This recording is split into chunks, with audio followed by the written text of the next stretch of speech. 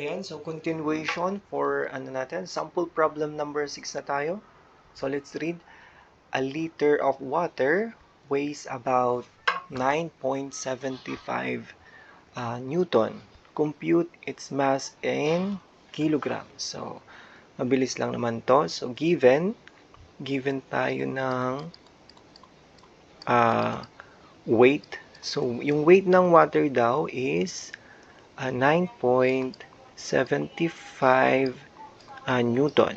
So, ang pinapahanap sa atin is the mass. Pero, a mass in kilogram. Ayan. So, from the formula na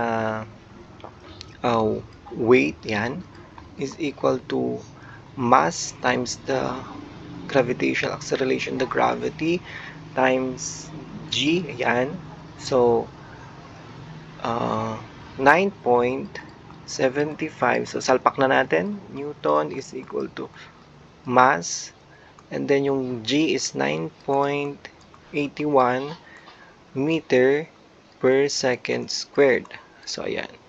So, yung magiging mass natin dito is equal to, so, ito, yung Newton, di ba?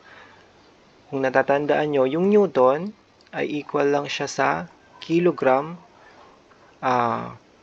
per kilogram times mass per second squared. So, yan. So, equal lang siya. So, ilagay natin 9.75 kilogram times meter second squared divided by yung G natin na 9.81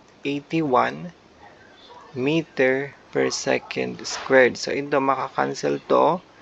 So, ang matitira is kilogram. So, compute natin 9.75 divided by 9.81 is equal to 0.9938. So, 9938.